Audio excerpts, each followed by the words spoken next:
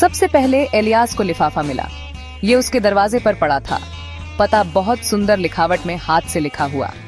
उसका नाम बस एक शब्द उसे घूरता सा लग रहा था। उत्सुकता से उसने उसे फाड़कर खोला। अंदर एक सख्त हाथी दांत के रंग का कार्ड उसे एक खेल में बुला रहा था। जगह शहर के किनारे पर छोड़ा हुआ ब्लैकवुड मैंशन। उसकी रीढ़ में सिहरन दौड़ गई। मैंशन एक दुखद अतीत की अफवाहों और कानाफूसी में डूबा हुआ था। उस रात बाद में एलियास उस भव्य मैंशन के सामने खड़ा था। लोहे के दरवाजे जैसे स्वागत करते हुए खुल गए। गहरी सांस लेते हुए एलियास अंदर चला गया। अंदर की हवा धूल और सड़ांध की गंध से भरी थी। उसे देखना था कि ये खेल आखिर क्या था। एलियास हवेली के वीरान हॉल में घूम रहा था। हर कमरा समय में जमा हुआ था, सड़ते हुए फर्नीचर और एक भूले हुए जीवन के अवशेषों से भरा हुआ। उसने खुद को दालान के अंत में एक कमरे से निकलती एक हल्की रोशनी की ओर खींचा पाया। खटखटाते दरवाजे को धक्का देकर उसने एक ऐसी जगह में प्रवेश किया जो पुरानी लाइब्रेरी लग रही थी। चूल्हे में आग चटक रही थी। धूल भरे कमरे में एक गर्माहट फैला रही थी। कमरे के बीच में एक मेज रखी थी। उस पर एक गेम बोर्ड रखा था, जिसकी सतह आग की रोशनी में हल्की सी चमक रही थी। ये किसी भी खेल से अलग था जो उसने पहले कभी देखा था। बारीकी से नक्काशीदार आकृतियां चांदी और हड्डी से जड़े एक बोर्ड पर खड़ी थीं। एक अनहोनी का आभास एलियास पर छा गया। यह कोई साधारण खेल नहीं था। वह इसे अपनी हड्डियों में महसूस कर सकता था। एक फुसफुसाहट हल्की और ठंडी सन्नाटे में गूंजी। खेलो। इसने उसे खेल के रहस्य में और गहराई तक खींचा। खेल के निर्देश सरल थे। बोर्ड के बगल में एक चांदी की पट्टिका पर उकेरे गए थे। हर मोहरा एक याद, एक पछतावा, एलियास के अतीत से एक साया दर्शाता था। उसे बोर्ड पर एक मोहरे को घुमाना था, उस पल को फिर से जीना था जिसका वह प्रतिनिधित्व करता था। ये सोच उसे बेचैनी से भर देती थी। एलियास की नजर एक छोटे साधारण से प्यादे पर पड़ी। जैसे ही उसने उसे उठाया, उसके सिर में एक तेज दर्द हुआ। तस्वीरें उसके दिमाग में उमड़ पड़ी। एक फुसफुसाया हुआ राज, एक टूटा हुआ वादा, एक विश्वासघात जिसने उसे सालों तक परेशान किया था।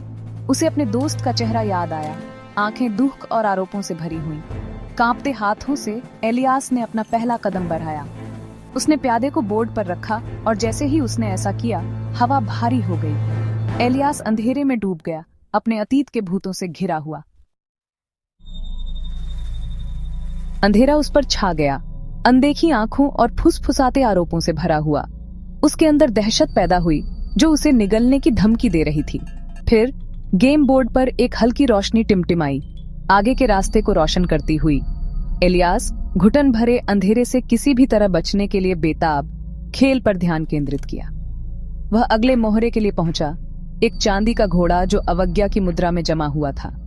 जैसे ही उसकी उंगलियों ने ठंडी धातु को छुआ, वह एक और याद से भर गया। इस बार यह उसका अपना अहंकार था, उसके अपने स्वार्थी कार्य जो उसके सामने चल रहे थे। उसने अपने द्वारा दिए गए दर्द को देखा, जिस भरोसे को उसने तोड़ा था। जैसे ही उसने घोड़े को बोर्ड पर घुमाया, उसने दालान से एक आवाज सुनी, एक धीमी घिसटने जैसी आवाज, जैसे कोई कदम बराचा रहे हों। क्या वह हवेली में अकेला था? खेल ने उसे आगे बढ़ने का आग्रह किया, मांग की कि वह अपने अतीत का सामना करे। एलियास आगे बढ़ा, खेल को अंत तक देखने की जरूरत से प्रेरित।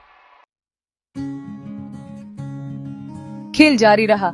हर चाल एलियास के अतीत की एक नई परत का खुलासा करती रही। उसका सामना भूले हुए चेहरों से हुआ।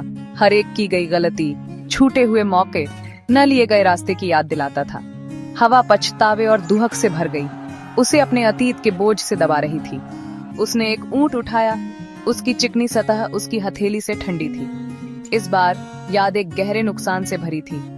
उसने एक प्रियजन को देखा, उनका चेहरा दर्द और निराशा से भरा हुआ।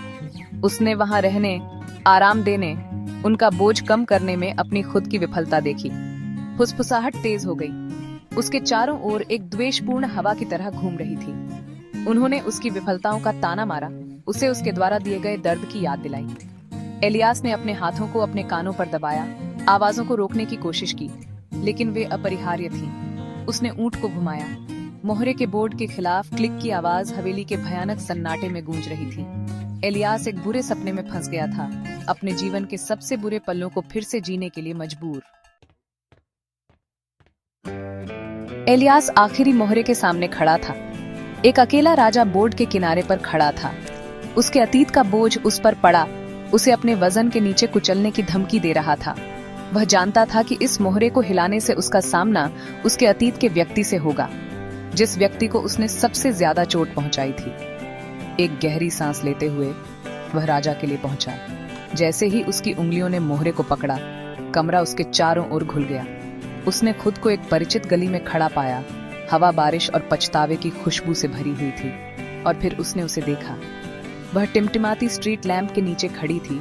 उसका चेहरा पीला और खींचा हुआ, उसकी आंखें उदासी और आरोपों के मिश्रण से भरी हुई। ये उसकी यादों की औरत थी, जिसके साथ उसने इतना ज्यादा गलत किया था। जैसे ही उनकी आंखें मिली, समय रुक सा गया। मुझे माफ करना, उसने कहा। शब्द बहुत ज्यादा अपर्याप्त लग रहे थे, लेकिन उसने बस धीरे से अपना सिर हिलाया। उसके हाव भाव समझ से परे थे। माफी मांगने में अब बहुत देर हो चुकी है, उसने फुसफुसाते हुए कहा। उसकी आवाज रात में एक भूतिया प्रतिध्वनि थी। जब उसने अपनी आंखें फिर से खोली तो वह लाइब्रेरी में वापस आ गया था। चूल्हे में आग फिर से जल उठी। कमरे में एक गर्माहट फैलाती हुई साए दूर हो गए और फुसफुसाहट शांत हो गई। एलियास अपने अतीत के बोझ और इस ज्ञान के साथ अकेला रह गया कि कुछ गलतियों को पूरी तरह से मिटाया नहीं जा सकता। वह मेज से उठा, उसके पैर उसके नीचे कांप रहे थे। जैसे ही वह हवेली से बाहर निकला, वह गेम बोर्ड को देखने के लिए रुका। यह वहां बैठा था, निरपराध और चुप, लेकिन वह जानता था कि इसमें एक ऐसी शक्ति है जो हमेशा उसके साथ रहेगी। वह रात में बाहर निकला।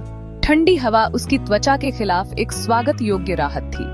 सुबह की पहली किरणें क्षितिज पर टूट रही थीं, आसमान को नारंगी और बैंगनी रंगों में रंग रही थीं। एलियास उगते सूरज की ओर चला। उसके कदमों में एक नया दृढ़ संकल्प था। वह अतीत को नहीं बदल सकता था, लेकिन वह इससे सीखने और अपने लिए एक नया रास्ता बनाने का चुनाव कर सकता था। वह एक बदला हुआ आदमी था, हमेशा के लिए अपने अतीत के सायों से चिह्नित, लेकिन हमेशा के लिए उन सबक से भी बदला हुआ जो उन्होंने उसे सिखाया था।